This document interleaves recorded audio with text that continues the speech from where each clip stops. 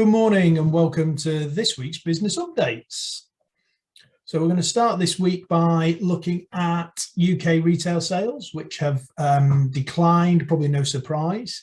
Retail sales going down, but so has fuel sales. So the cost of fuel is having an impact on people limiting their travel. But we're also seeing online sales, which is generally discretionary spend, so not the essentials, also declining. So although retail sales have dropped, online and fuel has a big part to play in that. Interesting news coming out of Co-op. Use by and best before dates on yogurts are being removed. And the idea of this is to stop food waste. Do you actually use by date or best before date as the way of getting rid of your food from the fridge or the cupboards? Or do you check it before you eat it?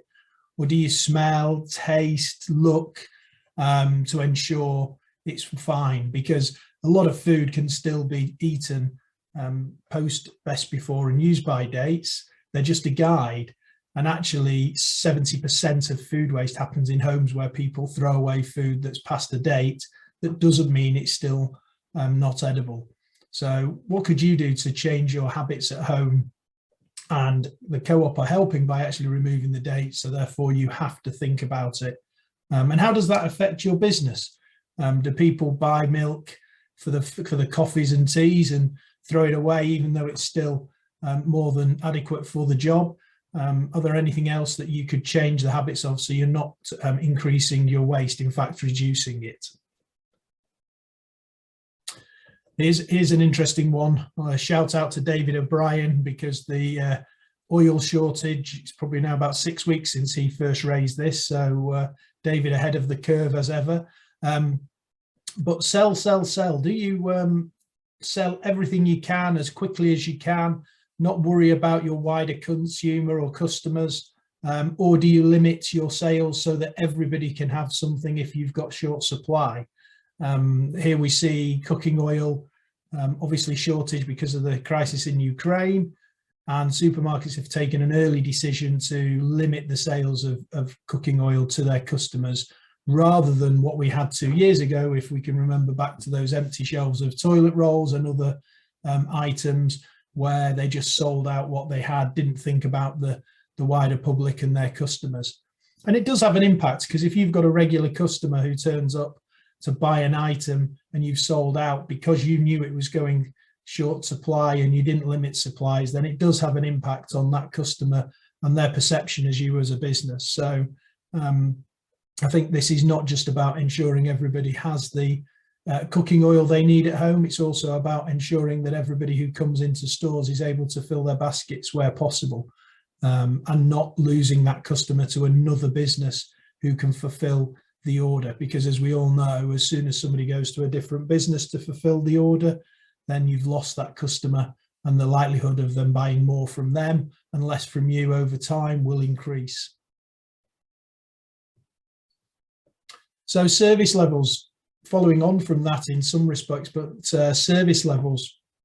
So what's most important, the level of service or cost reduction? It's always a balance.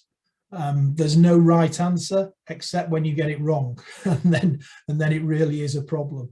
But here we see the banks continuing to reduce their opening hours, now only doing appointments only as a way of reducing cost. They don't see a reduction of service levels, but obviously that's in the eye of the beholder and their clients and their customers. But do you have this debate internally? Do you discuss with yourself or with your team about what is most important? The service levels, is it 24-hour coverage? Is it 12-hour coverage? Is it response within 24 hours, 48 hours, 72 hours? What's the best level of customer service you can offer without it crippling the business from a cost perspective? What's your expectation? What's your customer's expectation? Have you spoke to them? Have you engaged them in this debate? Really important. So this year we've got an extra bank holiday, woohoo! And with that, obviously celebrating Her Majesty's birthday and Platinum Jubilee all at the same time, the first weekend of June. So we've got a great 4-day bank holiday. And there's a big push from retail and hospitality about actually keeping this bank holiday. So we actually have an extra bank holiday. How do you feel about that as a business owner? Is that something that you celebrate and think, great, I've got another day off? Or is it another cost, another lost production day that adds more challenge to your business? For hospitality, absolutely, it's a great thing because more people are off and therefore usually frequenting their local establishments. But what does it mean for your business? Is an extra bank holiday a good thing?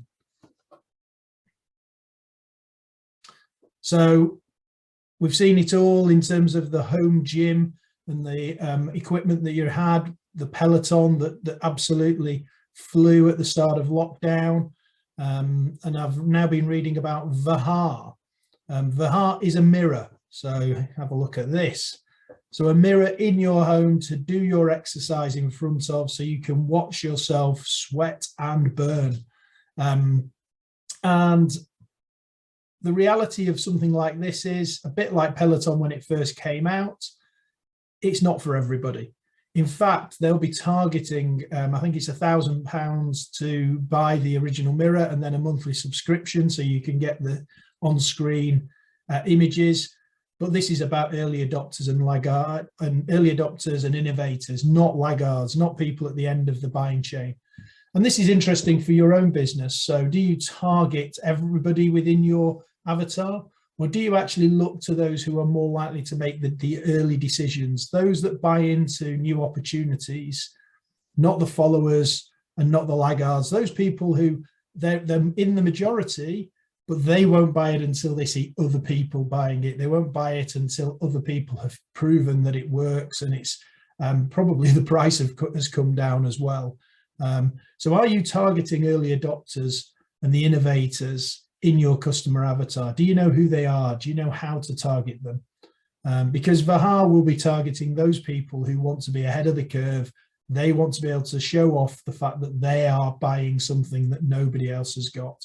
And that's a really important part of any purchase and selling and marketing campaign, focusing on the people who are really going to buy your product. And talking of selling, we've got a workshop next week, Start Selling, Stop Selling, Start Influencing. There we go. So small business owner's guide to winning more business, how you influence people, how you focus on the customer avatar, focus on the early adopters maybe for new products, have a process, have a sales funnel, understand who you're targeting, what they're buying. All of that will be covered in the Stop Selling, Start Influencing. If you'd like more details, give me a shout on my information here, or click the link and book a place in the website. Have a great day. All the very best.